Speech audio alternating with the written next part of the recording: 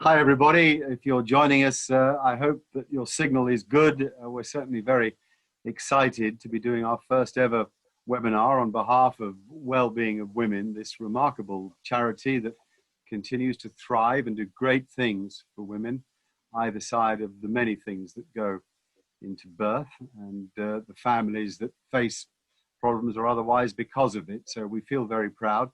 We've had a game of cricket this afternoon that's been full of some of the finest players to play for England, and indeed one who played for the West Indies, Phil Simmons, because he lives over here in London, was able to play, which was great. One of our guests today plays every year but isn't able to be here, so he's back home in the Caribbean, I think in Barbados, not in Trinidad. I'll introduce them all personally in just a moment. Brian Lara, the greatest batsman of the modern age, is here. Clare Connor, President Designate of MCC and Director of English Women's Cricket, former England captain, is with us. And Sir Andrew Strauss, multiple Ashes winner and also hugely still involved with ECB. But I think doing so much more than that in many other walks of his life, not least the Ruth Strauss Foundation, which so many people have followed over the last month or so. So before we get into the meat of a 45-minute conversation with our superstars, I'd like you just to have a look at a film that I think gives you a good feel of what Wellbeing of Women is all about.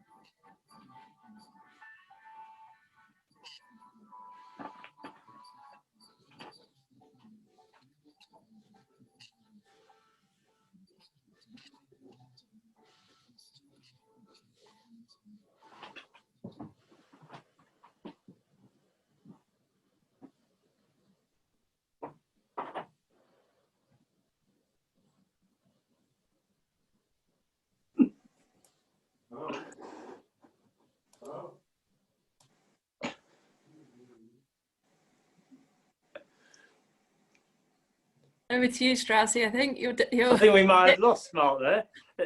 It's never a good thing in a Q&A when you don't have anyone asking the questions. I found that's not a recipe for success. But hopefully Mark will rejoin us in a moment. Mark, you're back with us. Well, I just went to check on audio because I wasn't getting any audio here. But thankfully, it's all operational. You can all hear me? I can. Excellent. Yeah.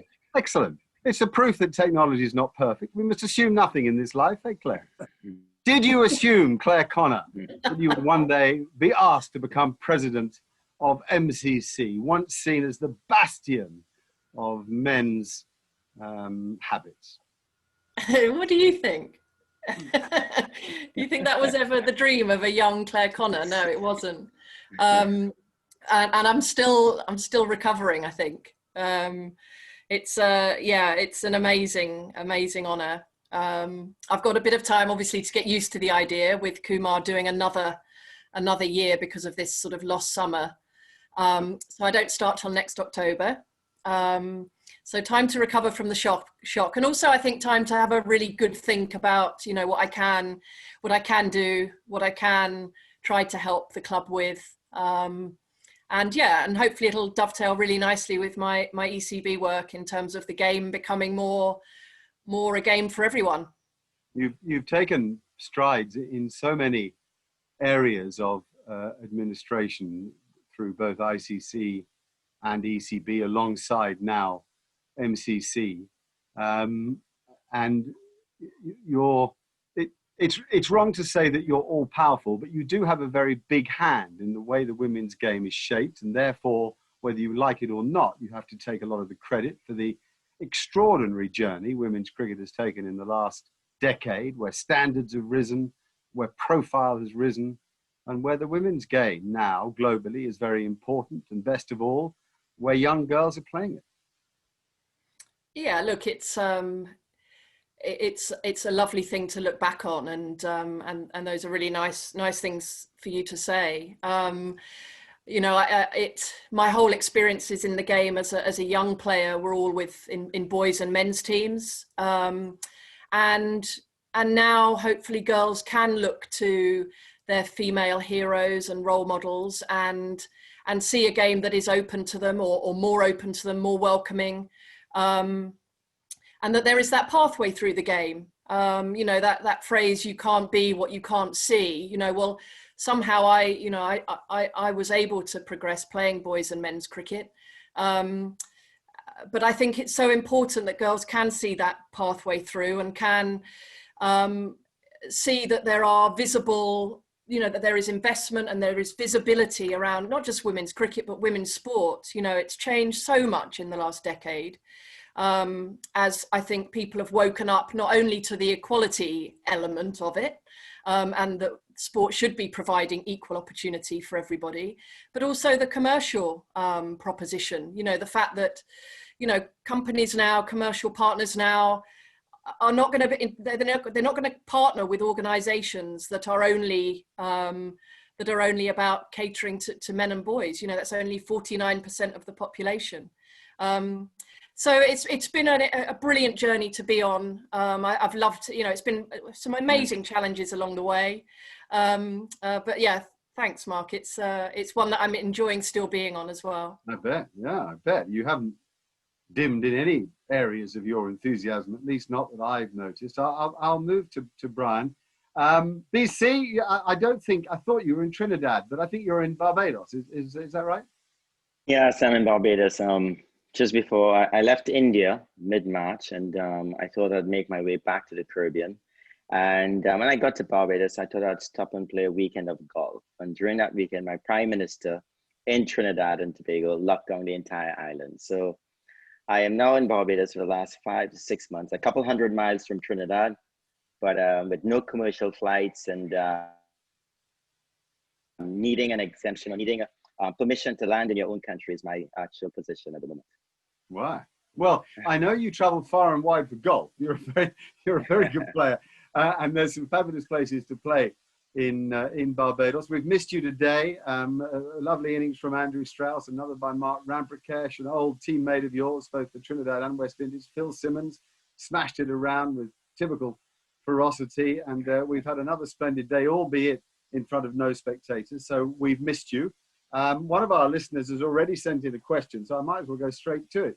Do you think anybody will ever break your world record score? Definitely. Definitely. I think that this whole thing's, yes, definitely. I think maybe not 501, but I think definitely 400, because, you know, I don't know how it wasn't done in the 70s and the 80s, where Sir Garfield held the record in 1958, and you had the likes of Sir Vivian Richards and a few attacking players when the actual 50-over game came into being. So my feeling is that you have test cricketers that are playing all varieties of the game, right? And these guys, if you know, I mean, just look at the guys who have actually threatened it. Chris Gale, Virender Sehwag, you know, these guys who are out and out attacking players. And now you have these guys playing T20 cricket, 50-over cricket and test cricket. They're going to have a day somewhere in Bangalore, somewhere in Mumbai, that some young cricketer is going to hold on to a bowling attack, and for a day and a half, just score a lot of runs at a good rate and still keep his team in the game. So I expect it to be broken. Okay, well, Kushay, thank you for a very interesting question. I'm going to enlarge on it now and go to Straussy and say, well, clearly BC thinks it's pretty easy, and why didn't you ever break his record of 1-1, Andrew? I mean, for goodness sake. Who would we pick, guys? If we looked at the world's batsmen today, there are 4 of us can have a pick here. Who do we think is the one who might do it? Yeah, that's a good question. I mean, it would take me about 25 days to break that record, unfortunately. We need a timeless test. Who's most likely to do it in this day and age? I mean, I suppose the first name that comes up is Virat Kohli, isn't it? Although, you know, whether he plays the Test game in quite as attacking a style as you'd need to, I don't know. But he's certainly the one who's got the capability, because it's not just getting the runs, it's staying in long enough in order to get the runs, isn't it? So you need that combination of great attacking flair and a good defensive game as well.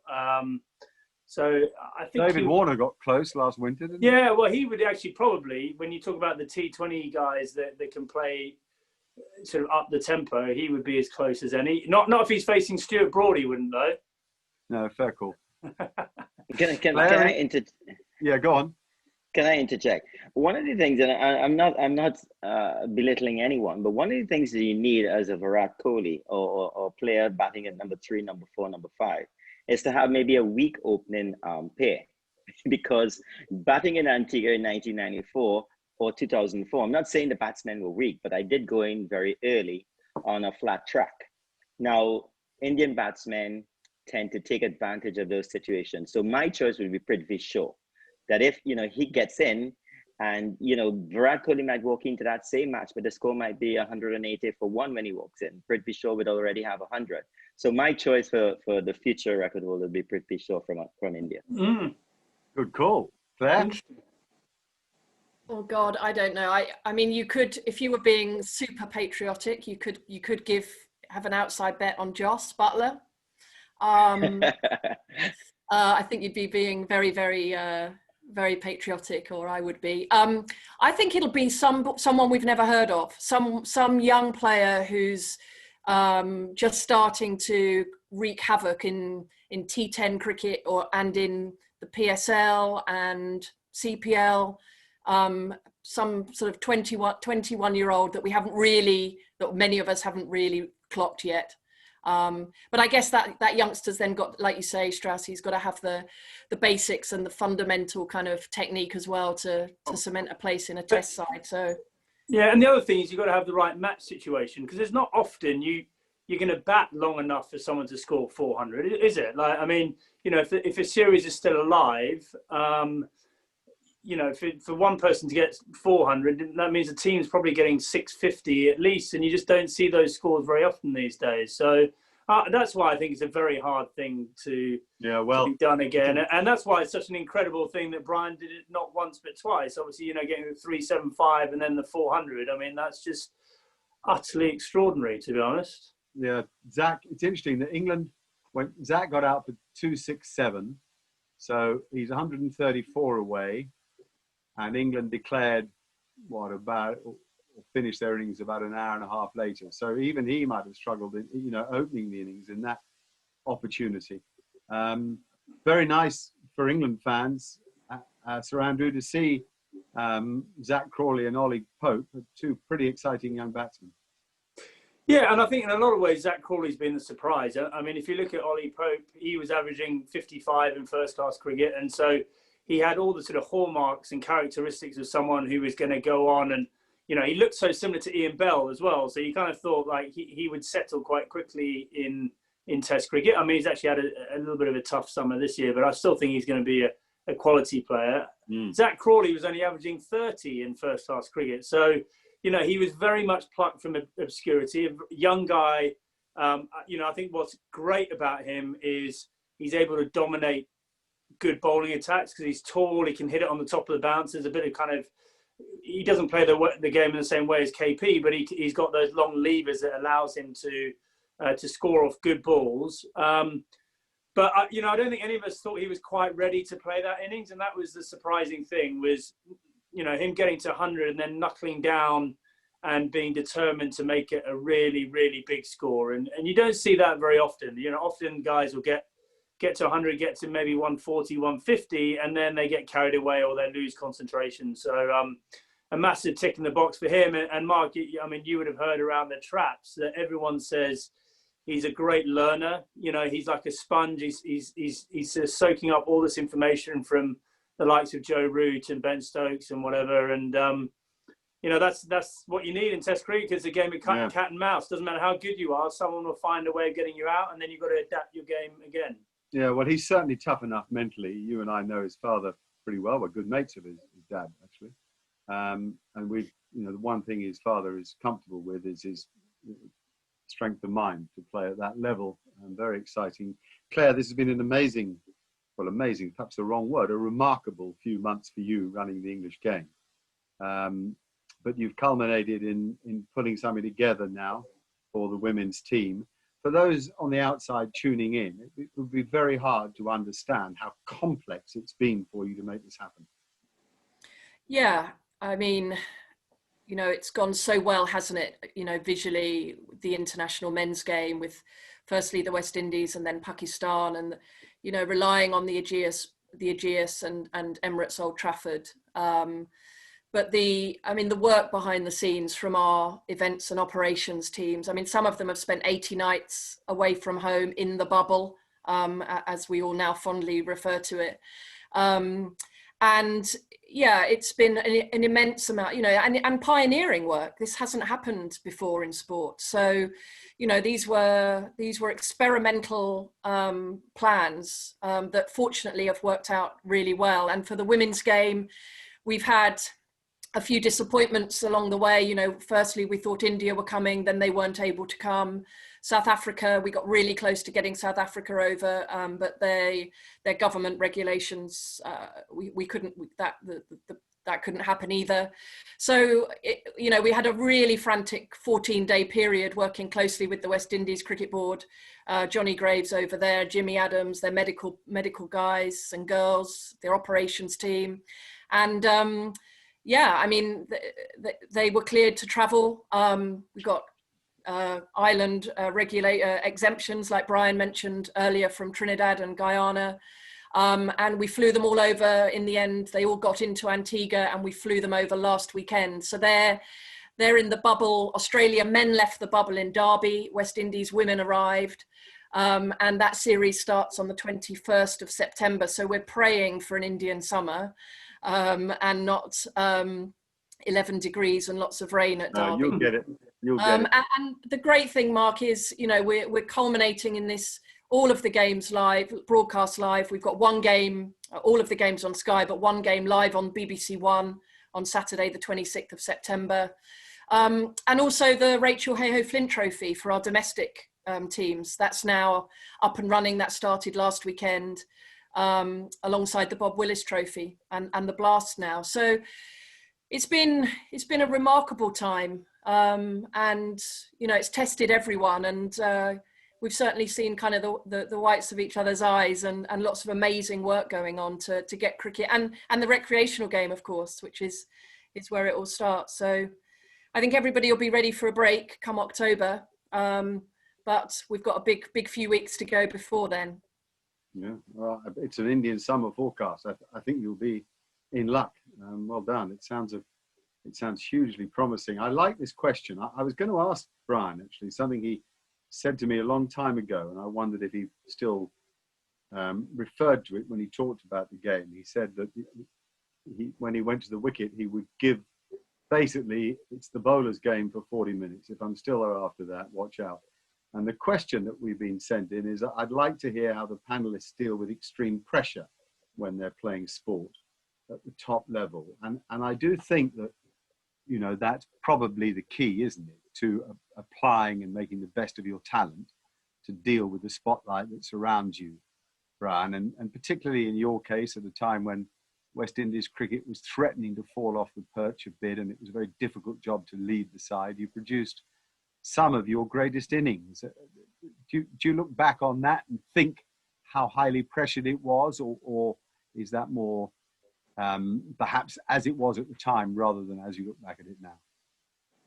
Well, I must say that I had a lot of practice, because I came into the team. My apprenticeship period was with a team that was the best team in the world in the 1970s and 80s. When I got in 1989, Greenidge and Haynes and Viv Richards and Richie Richardson, you know, those were the top four men in the batting lineup. So I had to wait and watch a lot of cricket. What happened to West Indies cricket then is that everyone left at the same time. Around 1992, Sir Vivian left, Sir Gordon Greenidge left, and all these guys just sort of disappeared and left a huge hole for us. And immediately, a lot of the other playing nations got a lot of confidence coming up against the West Indies. They didn't have to face the four-prong or the pressure of, you know, Marshall, Joel Garner, Courtney Walsh. You know, it was still a four-prong, but not of the same caliber. And in the batting department, how do you replace all those great batsmen in one? And I found that very early in my career, you know, even from the very first test match that I played in Pakistan, you know, we were 2-3 down against an Imran Khan-led team, and we had to sort of starve off myself and Carl Hooper. So for me, that pressure situation was a sort of, I learned on the job. And you can maybe even go back to school cricket, being the best batsman in school, under 14, under 16, everyone depended on you. So I learned very quickly to embrace pressure and these sort of situations. It even came to a point where 35 for 3 was much more comfortable for me than 200 for 1. You know, you'd prefer your team to be 200 for 1, but I sort of embraced walking out to the MCG or SCG or, you know, at Lords with West Indies under pressure a lot of times, because my mind was made up that way. And I dealt with it pretty well. And of course, some beautiful innings came out of it. Maybe not the results at the end of the day, because you'd prefer to play good innings or play a part in a team that's very successful. During my 17-year stint at the West Indies team, there was not great success, but I did enjoy my period, and I wouldn't give it up for anything. And I felt that my mental strength was actually what got me through the majority of my career. Oh, fascinating. Straussy, you begun in 2004 with England, and of course, within a year, you were playing in what many dubbed the greatest Test series ever against the Australians. I guess shutting out the noise in that 6-week period around England was difficult. Unbelievably difficult, and not something that I had obviously ever experienced before, and actually never experienced it afterwards either. That was just such a unique summer in English cricketing history, and each game got more and more tense, and the drama sort of ramped up, and you got to the end where it just felt like every ball was an event in itself. And you know, I remember turning to Ashley Giles at the Oval, the 5th Test match of that series, and just looking at him, and he looked completely worn out, and I went, mate, you look like you haven't slept. And he went, well, that's exactly right, I haven't slept for 7 weeks. And I went, well, you're not the only one. And someone else went, and nor have I. And you know, you kind of keep this all internal, but actually we were all going through that kind of horrible pressure cooker at the same time. And you know, I think my reflections on my career is pressure. You know, I obviously was not nearly as good a player as Brian, but I really embraced pressure and loved pressure when I was in form. So when I felt good about myself, felt good about my game, then that idea of embracing it was just easy for me. When I was out of form, it really was hard work. And you know, anyone who's seen that Edge film that sort of charted the England team rise to the top, and obviously, you know, very closely charted Jonathan Trott's career. You know, when he was out of form, the pressure got too much for him. And I think what we don't realise enough is, you know, it's not so much what happens on the pitch. It's when people go back to their hotel rooms and they're out of form and they're playing for their place in the team and it's a big Test match. It takes a lot out of people when they're away from their support network as well. So it's a constant challenge. The pressure, as Brian will know, never goes down. It just ramps up the longer your career goes on, because expectations go up. And so was it greater in Australia to go there and win? Did that feel greater pressure, or because you're away from home, was it a little easier? Yeah, for me, it was just that the cricketing challenge was much bigger there. You know, it's such a hard place to win, and as an opening batsman, it was tough. So, you know, I found that was the challenge for me rather than the mental aspect. But, you know, I'm just so pleased that the game is much more sort of tuned into the sort of mental side and the well-being side, and players aren't having to deal with this alone in quite the way that they used to in the past. Mm-hmm. Was Australia the hardest place to go to, Brian? No. During my time, I would say so. Pakistan was tough. Australia was good cricket. I mean, great facilities. Yes, the toughest team to play against, the best team in the world during the mid-90s, for another 10, 15 years. Well, for my entire career. I enjoyed going to play cricket against Shane Warne, Glenn McGrath, Yeah. the War brothers. But, you know, with no great expectation, because, you know, at that point in time, they were invincible. And the West Indies team was sort of a downward spiral, or we were down at the bottom. But I always felt eager and really wanted to go to Australia every single opportunity we had. But Claire, I remember doing a match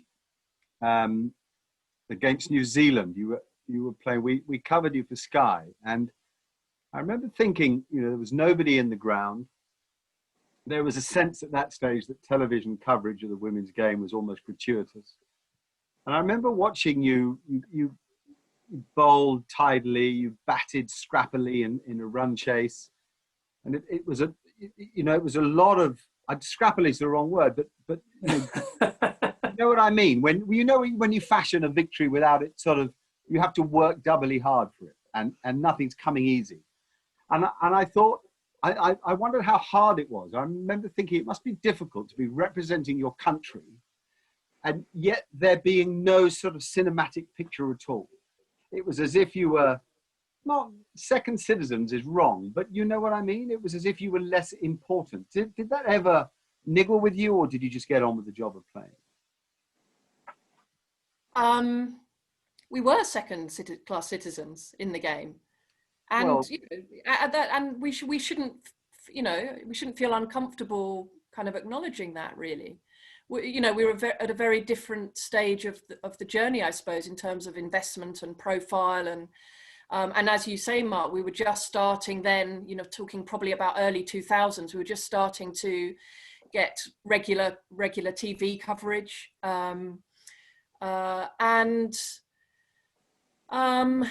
I think what's quite weird for me actually is that at the time I didn't really ever think much about it. I think a lot about it now, right. And it drives me because, you know, I think I was just so, I loved what I did so much. You know, I think that my own experiences of pressure came from, as I've said earlier, playing as the only girl in boys teams from the age of 8 through to 16, 17, playing boys first 11 cricket against some big boys first 11 schools. Was that Brighton? I was at Brighton. Brighton, yeah. And then to realise that this world of women's cricket existed really. I didn't really know much about it growing up, and that I could go on and play for England, and that I could go on and you know, and have the most amazing decade playing cricket for England. It didn't really bother me then. I didn't look too much at the sort of the wider environment. Or the implications. I wish I had actually. I think maybe I did in the last couple of years. In the last 2 years of my career, I took a sabbatical from teaching. I was teaching at the time. And you know, Mark, we did some work together, some Channel 4 work together. And I had, in fact, you were a big part of that because it made me realize that I could take 2 years off teaching. And I could almost experience being a cricketer like a man. So cricket was the only thing I did for a couple of years other than a bit of media work. And I played overseas in New Zealand. And I had 2 years building up to that 2005 Ashes series of experiencing a very different kind of couple of years of international cricket. I think looking, you know, the work I'm doing now, and I think of 87,000 people in at the MCG for the T20 final, March the 8th on International Women's Day, Australia women against India. And that was too much pressure for India. They had an amazing tournament, but that whole event with kind of this huge Katy Perry opening the game and 87,000 people at the MCG, the Aussies kind of lived up to that pressure amazingly. But that's kind of what drives me now, because we've proved that. The women's game has proved that that's possible and that people will come, and that's really exciting now for the future. I mean, MCG, yes, but also Lords with England winning in front of a full house, extraordinary. Another question then, it follows on quite well. Do we think it's possible for a world in which women and men play together in the same team at the highest level of the game? I suppose the physical issue there? You know, the pace of the sheer pace and power of the men's game might preclude it. What do you think? I don't think it's something we should even be aiming for. We don't have a mixed 100 meters final. No. We don't have mixed. We don't strive for mixed men's and women's football teams and rugby teams. I think the important thing is that we actually recognise its own standing, and that whatever women's sport you're talking about, you know, a little girl and a little boy growing up can see their route to the top, and that it's clearly outlined. They understand how they can progress. And, you know, I don't think there is any merit in a conversation now. I used to, actually. And I suppose my early experiences playing in boys' teams probably conditioned me to think that that was a valid conversation. But it's not. It's not. It's about girls and women having their own route, their own journey, their own opportunities, and men and boys having, you know, and providing the best you possibly can for everybody in that. I won't spend long on this, but I think it's a great question, and I'd just be interested in your take. So just sort of sharpish answers. Alan Border once said, there was never an occasion in my cricket career when I came off for bad light that I couldn't have kept on playing. So what are the arguments for and against lights in test match cricket, and staying on in pretty much all light? I mean, we did see a disappointing example of a test match being spoiled a bit, though there was enough rain to say it wouldn't have finished anyway a couple of tests ago at Southampton. But I've been promoting for a long time the idea of playing all light except for Armageddon. What do you think? You ever bat where you couldn't see the ball, Brian? That's maybe because of Shoaib Akhtar, not the light. But it's a situation. It's a particular situation because you want to make sure that every batsman has a fair opportunity. And artificial light, you know, I've played white ball cricket under the artificial light, but that's why it's white ball with those lights. And you're asking me to face, and of course we've had day-night test matches with a pink ball. But a red cherry, a dark red cricket ball with lights, you know, I have not actually experienced it, so I don't know, but I'm totally for trying to get as much cricket as possible. I think the spectators are the ones who we should be trying to please as much as possible. And yes, I've played cricket. I understand what Alan Border said, but I've played cricket where, you know, maybe back in the days when the two umpires were from the same nation and you felt that, you know, we could really come out and, you know, come off the field. It's bad light, but you kept out there and you know, something to happen. And I remembered once the Prime Minister of Pakistan, the present Prime Minister of Pakistan, at 3 p.m. in my first test match in Lahore, we came off the lights, and before 4 o'clock, the podium was out for the presentation. We still had 2 hours of play. West Indies had Pakistan under pressure. So there were all sort of different situations. So I'm very happy with neutral umpires. But the light situation in Test cricket, I believe that if the captains and the officials agree from beforehand, you know, these are the steps that are being taken, then it's fair for everyone. Yeah, Imran had a lot of power. Straussy, yes or no? Yeah, I mean, it's one of those situations that the longer you're retired, the less sympathy you have for players, I suppose. We all kind of fall into that trap. But I think it's just a simple thing. Like, if you're using, it's sheer lunacy if you're using floodlights and the floodlights are on and you're walking off for bad light. So, you know, you have to think, well, how do we get around that? And, you know, if you have to use a pink ball or whatever, I'm all for that. I mean, it's just, we're getting to a stage now with Test cricket where we've got to do everything we possibly can do to promote the game and to keep people interested in it. And, you know, we shouldn't be shooting ourselves in the foot in the way that we sometimes do. Claire? Yeah, I mean, look, it doesn't really apply in the women's game. My observations would be exactly as Straussy's there. You know, we've got to be, you know, making the survival of Test cricket, men's Test cricket, is paramount, and not making life difficult, and not turning our fans away in kind of because they don't understand why the game isn't being played. Now listen, Guys, you've been asked this 1,000 times, but I do think it's a good question. And I do think that given well-being of women's cricket match every year is a celebration of some of the greatest players that have ever played cricket, going back to Dennis Lillee, Imran Khan, Richard Hadley, right the way through to Brian and Sachin and Shane today.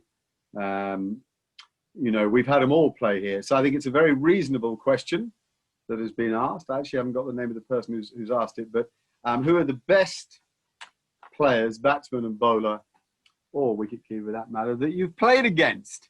I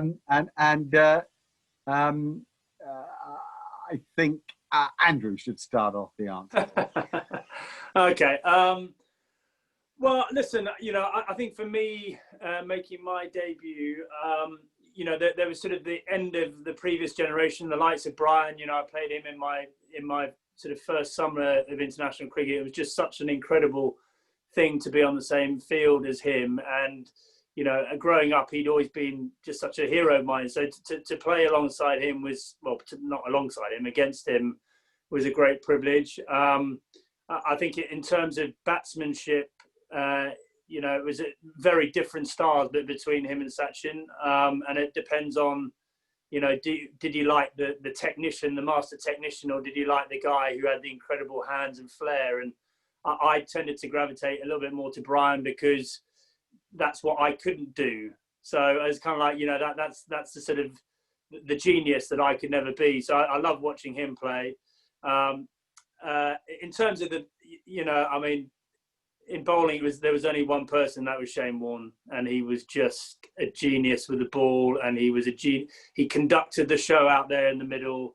He ran the show. He had the umpires round his little finger. He was coming out with all these different deliveries, and he genuinely, you know, we all fell into the trap of playing the man and not the ball, and that was part of why he was so successful as well. So, you know, great privilege just to play against him. And, you know, if you got runs against Shane Warne, you know, you've done something pretty special. So unlike you not to say more than mortal. Claire, over to you. So I'm going to pick two Aussies. It pains me, obviously, but, you know, I've got to be truthful. And they played in the same era, you know, as me for a decade. Opening batsman, opening bowler, Belinda Clark, opening bat, Catherine Fitzpatrick, opening bowler, both recently inducted into the ICC Hall of Fame. And I work closely now with Belinda on ICC committees, and we're good friends, but we absolutely detested each other for a decade. We were opposing captains. But I mean, Fitzpatrick was the fastest bowler, I think, and I don't think even Brunt or Goswami or I don't think anyone's been quicker than her. She was fearsome. She had an amazing action, very similar to Brett Lee. Unbelievable athlete. And was the only bowler I ever feared could hurt me, and she often did. And I don't think I ever did well against her. Then I have to ask you, because in the modern game, would you put Charlotte Edwards and Meg Lanning in the Belinda Clark bracket? I would. Again, I'll be truthful. I would put both of. I think Meg Lanning is potentially could be the greatest ever. So I would put definitely Meg Lanning there, and I would put Lottie. I mean, Lottie just reinvented herself with the development of her with her white ball skills, and with, you know, she played so many international T20s, because we do in the women's game way more than the men's game, because we don't play test cricket. So yeah, I mean, look, Lottie's record was amazing. The two greatest captains probably in the women's game there have ever been, Belinda Clark and Charlotte Edwards. Belinda Clark was awesome. And I was talking about her just the other day, actually, to my dad. We played against them in 2000 on Australia Day. And we all had to stand and be very politely clapping while she was given the Australian Medal of Honor on the morning of the game. And then she went out in a one-dayer, and she opened the batting. She got about 145, I think. And she was an awesome player. Okay. Brian, the stage is yours. The best players that you've played with or against. I've got a list. Batting, Sachin Tendulkar. all-rounder Jack Callis, the best fast bowler Wasim Akram, the best wicketkeeper batsman Kumar Sangakkara, and the best spin bowler Shane Warne. Very good. So I covered all the areas. Yeah. Very good. My best three bowlers, Malcolm Marshall, Dennis Lillee, and Wasim Akram. I didn't play against Warne or Murley. And I've got 6 batsmen that stand out above the others: Barry Richards, Viv Richards, Graham Pollock, Gary Sobers, Brian Lara, Sachin Tendulkar, and then moving into the modern era, Kumar Sangakkara, Virat Kohli, and A.B. de Villiers. I think they're, maybe with Greg Chappell, they're all the best players I've seen. What is it about cricket, guys? I mean, we're celebrating a great charity day. Cricket sure got us forward, didn't it? And wrapped its arms around us and has given us an amazing life. What is it about cricket that is so special, do you think? Andrew? Well, listen, I think, you know, it's very much a fraternity. You spend so much time together. It's a game, unfortunately, where you experience a lot of failure along the way as well. So, you know, having teammates there to look after you and look out for you, and empathize what you're going through. I think you have that incredible bond with the people you played with, and also actually with the people you played against. Maybe you don't know them as well, but just the fact you've been through those battles together means that there is that sort of connection there that it's very hard to explain, but it is always there. And, you know, I think that's why so many players find it so hard when they retire from the game, because it's just, you know, that great institution is no longer there for you. And people miss it badly. But, you know, I've seen firsthand just how incredibly generous the cricketing family can be, you know, raising money for the Reece Strauss Foundation over the last couple of years. I've just been incredibly, you know, blown away by the support, but also just the willingness of people to help. And that comes from players, administrators, broadcasters. You know, it is one big family out there. And, you know, we're very lucky to be playing our small roles in it now. Brian, what's so special for you about this game we love? Well, I think it stemmed from my youth, where, you know, as a West Indian, and not understanding or appreciating what, you know, cricket really meant, but learned from my bigger brothers and from my father about the history of cricket in the West Indies, and why we were the Oval in 1979 watching Andy Roberts. I was only 9 years old. Why we were there, why we got up at 5 o'clock in the morning to go watch the West Indies versus Pakistan, and learning about the history of the game. And during that period of time when we were the best team in the world, and understanding what happened in 1950 when we won our first test match in England, and also the different scenarios, you know, of West Indies cricket, I fell in love. And then my dad lived vicariously through myself and through his sons. I had 6 bigger brothers. So obviously it meant a lot to my family. And back in those days, the opportunities that we had was mainly cricket. Yes, my football team was Tottenham Hotspurs, but for me to go to England to play as a professional, you know, there was no examples. You know, Dwight Yorke did it a little later on, but there was no examples. So cricket was really and truly the greatest thing that's around in the West Indies for all of the West Indies. And so I had to play cricket. My first cricket bat was a coconut branch, you know, shaped into a bat by my brother. So Gus Logie gave me a Grey Nichols, Jeffrey Dujon gave me a Grey Nichols. So I remember those days, and you just fell in love with the game. Now I'm standing on the outside, and I've seen that rich history of West Indies cricket sort of slightly deteriorated and disintegrated into what it is at present. You now understand and feel, you know, why, you know, this game is so important to us. And, you know, I hope that the young West Indians can feel it and we can get it back. But cricket is a religion in the West Indies. And the T20, yes, has taken over. And I sat right where I'm sitting now and watched the entire series with the West Indies in England and Pakistan. And it was just, I sort of reunited with the game. I wouldn't get up at 6 o'clock in the morning to watch cricket, but of course with the COVID situation, you know, that's what I had to do. And it's so amazing to see Zach Crowley, to see Azhar Ali, to see Jermaine Blackwood with his innings. Even Josh Sibley with 300 ball 100, you know, it's still, you know, it's such a great game, and it builds a lot of character that I really wish that it survives beyond just the T20. I really wish that cricket in all its glory survived these sort of trying times. What a great answer, Claire. Hard answer to follow. What he said, just without the West Indian bits. Look, I mean, some of the words that Straussy and Brian have used there about family, you know, growing up as a little girl, not even actually being able to remember not loving the game. It must have been such a young love affair that started with it. You know, oiling, sort of begging my dad to sand and oil, you know, sandpaper and linseed oil his bat on a Sunday. I mean, where did that come from? But yeah, I mean, family. I think, you know, for me, it was, I loved all sport, but cricket was definitely, I was kind of in love with it.